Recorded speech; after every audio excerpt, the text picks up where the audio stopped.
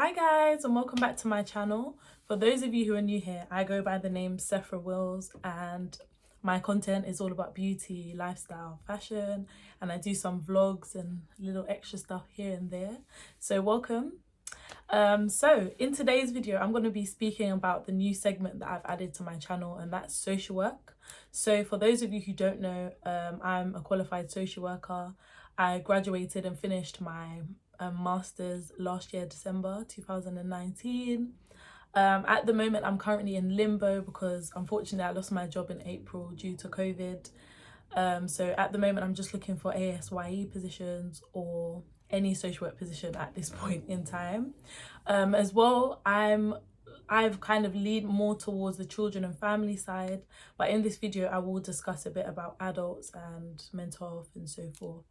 And yeah, so the reason behind me wanting to add this segment to my channel was firstly because I've seen that there's a big gap in UK social work YouTubers.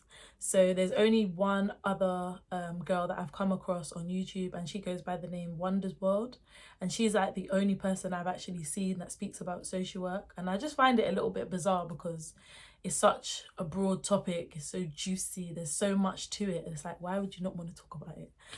But yeah, and I just wanted to kind of close that gap and just to give people an opportunity to know a bit more, get a bit more insight into what social work is, what it's about. So my vision also for this segment of my channel is to kind of be like a mentor for you guys, to help you get a step ahead. So if you're thinking about social work, this is for you. If you're studying social work, this is for you. If you're in your career, this is for you. There's something that you can always learn from other people, other people's experiences, and there's always something that you can gain as well. So my goal is to kind of take you guys from the moment you're thinking about social work, so giving you an understanding of what social work is, what it involves, then taking you to your first placement, so your 70-day placement, then taking you to your 100-day placement, and then giving you a bit of advice and tips in between about modules and so forth. And then hopefully, by God's grace, if I gain an ASYE position, then speaking about the ASYE position, and then just however far I go in this journey. So if this is something that you're interested in, stay tuned and let's start this video. So yeah, I think when people think about social work, a lot of people that I've met that don't know much about what social work is, what it involves, what social workers do, it's like they just have a big, a big idea like, oh yeah, social workers just work with kids, and almost like all social workers do the same things. So just to give you a basic understanding, social work is divided into two main segments. I would say disability sometimes can be a third, but two. So you have children and family side of it, and then you have the adult side of it. So social workers do a range of things. You can work in a range of teams, you can work in a range of settings. So you can work in statutory, which basically means that you can work in the council or you can work in the community. So that could range from a contact centre or the hospital or something along those lines. There's just so, like, social work is so broad, social work is so vast. That's why I love it, because it's like, it's just, there's no end. You can go anywhere and take it anywhere, or most places, most countries anyway, take it anywhere, and it's just never boring. It's always exciting. You can always do something new, you can always learn something more, and so forth. So I'm just going to give you guys a breakdown of what the children and families team look like in social work. Let me just say that in some councils they have different names and different terminologies for different things. However, it's more or less the same. Okay, so the first team that you would have in children and family social work would be your front door team. So this goes by the name of MASH, which stands for Multi-Agency Safeguarding Team, or you can have a children's duty team, which is your first response team. So say, for example, you was a parent or say you was a parent and you noticed something with another child and you saw like bruises on his face, for example. So what that would mean is you would go to the first response team, where you would make your referral and say, you know, I've seen a bruise on this child's face and it looks a bit concerning. It may look like he's, you know, being physically harmed or so forth. And then that team would be the team that initially starts the process of wherever that could go. So for some people, you know, that may mean, you know, it just may be a bruise, like he could have fallen on the ground in the playground and then, okay, case closed. Or it can be like, no, his parents are actually abusing him, and then it may escalate further. But we'll speak about that as I go along the lines of the different teams. So the second team that you would have is your out of hours team, or your EDT team. So that stands for emergency duty team. So this team, you know, I feel like it's self-explanatory. Say something happened with a child that was missing, for example. So he's missing from his placement, he's missing from his foster carers, and then the EDT, or the emergency out of hours team, what they would do is they will be the 24-hour kind of service to fill in the gaps where social workers are at home. So say, you know, a child went to a police station, they would contact the EDT team, who would then make a note on the file. And once the social worker starts at whatever time they start, 9 o'clock, you know, everyone's hours are different depending on your level of responsibility or what you do at your particular setting. And then once you come in the morning, you would see, okay, what is EDT saying about blah, blah, blah, if there's any update. Or it could be, for example, a foster child has gone with their foster carers to A&E at 1 o'clock in the morning. So just anything that's outside of the time of 9 to 5, then that will be the team that deals with those kind of queries. So the next team that you would have is the early help team. So this is the team that their main objective and their main goal is to prevent a family from going to social services. So they deal with lower level cases. For example, if, you know, a parent needed some support with maybe childcare or something along those lines, or support with finances, they wasn't really dealing with their finances properly, then, but it wasn't something that was detrimental to the children, but it's still a problem that could be. So it's lower level cases, things that are not yet an issue. That's the way I would phrase it. Things that are not yet a big issue, or would it say a big issue? Yeah, but you guys know what I'm saying. So the next team that you have would be the referral and assessment team. So they're the teams that will get the referral from the front door service, MASH service, and they would have a duty to get the referral and assess what the case is. So they would have 40 days to do this assessment to determine, are the children at risk? Are they at risk of significant harm? What's happening in the home? Is it a safe place? What's the parenting capacity like? And then they will determine the outcome of that case. So some cases get closed. It may just be the mother was just, she's a loving parent, but she may have just shouted at her child that particular day and grabbed him a little bit hard, for example. Or they would refer them to other services. So they may have to stay within the service for a longer period of time just to maybe put in some prevention methods. Or it could escalate a little bit further and the child may be referred to SIN, which is child in need, or a child protection. So following along those lines, the next team would be SIN. So SIN stands for child in need. And these are usually children who are in need of social services immediate support. So it could be a parent that's physically abusing a child. It could be a parent or a family member or friend. You know, a child may come in because they've been physically abused. It could be a parent who's misusing substances, so they may have a drug or alcohol problem. It could be a child that's being neglected, not being fed, not turning up to school. Something along those lines would merit a child to be on a SIN plan. So SIN plans are reviewed every 12 weeks. The types of work that you would do with children who are on SIN is similar to LAC, and yeah, I would say mostly similar to LAC. So you'll do something called life story work, which is just about you working with a child to help them understand their life. So it could be, for example, when you was 5, you came into care. What did your life look like before care? What does your life look like now? And how can we move going forward? So give them a better understanding of what's happening. So that's life story work. SIN tends to involve a lot of court work as well, which is very interesting, but it can be stressful. So you may have heard people, you know, have this taboo about social workers. So, you know, social workers just take your children, blah, blah, blah. It's not always the case, guys. Social workers do a lot of work before it comes to the case of one of us removing a child from their parent.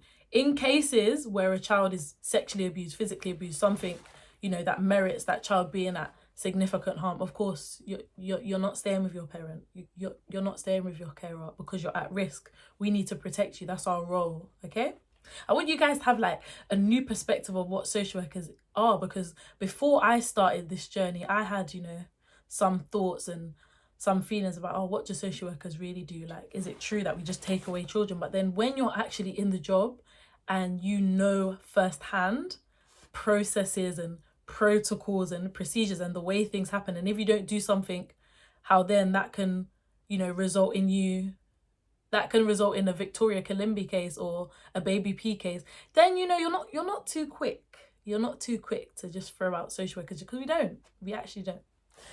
If anything, we try our best to keep you there because there's not enough placements. But you guys who are about to go on this journey, you will learn all of that and you will see all of that. Okay, so the next team is child protection. So a child that is on a CP plan, we'll call it a child protection plan, is a child that is at significant harm or at risk of suffering significant harm. So there's just no question about it. Like, the child is not safe. So generally, to put a child on a CP plan, it's in 4 main categories of neglect, emotional abuse, physical abuse, and sexual abuse. However, we do know that they're not the only types of abuse. There's modern slavery, there's financial abuse, there's psychological abuse, but they're just the main 4 categories that they would just place them in. So if a child's on a child protection plan, there's concerns, and it may have to escalate to a public law proceedings, which will determine whether, you know, a court order is required and whether that child needs to be permanently brought into care. That leads on to the next team, which is the LAC team. So LAC stands for Looked After Children, and these are children who remain in care under a Section 20 Act of the Children's Act. I'll get into that, of the Children's Act. So looked after children are in care until they're 21, but whether they want the support past 21, they can get support until they're 25. So if you're working with a looked after child, that's what my 100-day placement was in. So if you're working with a looked after child, you would have to do your statutory LAC visit. So that's every 6 weeks. You would have to do LAC reviews. That's every 2 months. You would have to do PEP meetings, which stands for personal education plans. Some children, you have to do it for 6 months. Some children, you have to do it every 3 months. It just depends on the child. Next team, following on from LAC. So when a child is now 21 or from 18, they will go on to leaving care. So these are children who are now no longer looked after children, but were previously looked after, and they're going on their journey into adulthood.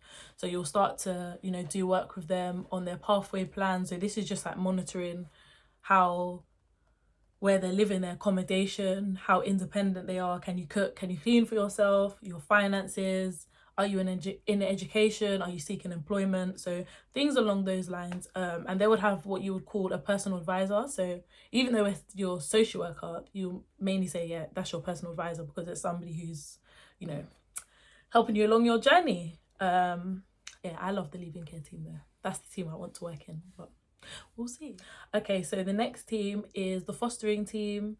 So this team, they work very close with the foster carers. So they're the social workers for the foster carers, and they just give them ongoing support. They also support LAC social workers in LAC reviews and PEP meetings. The fostering social worker would tend to tag along or follow along to these meetings as well, just so that they stay in the loop and they're aware of what's going on. And the last team that you have is the adoption team. So this is some of them pretty self-explanatory if you know it, but if you don't, but yeah. So this team just supports the social worker, or they're the social workers who support adopters in applications and what they should do next, and carrying out their assessments to see if you're actually fit to be an adopter. And guys, one discussion I'm gonna have on here is, how do children in care get raped? But anyway, we'll discuss that in another video, because there's a lot of questions I've had, and I've seen things and I'm just like, but how does it happen? Like, if it takes you up to 6 months to a year to be assessed, where's the gap? Like, what actually happened? But we'll talk about that in another video. So those are pretty much the 10 teams that you'll see around children and families. But as I said, every council's different. Some councils have extra teams, some just have different names for wording and other things. Such as, so I've written a few down.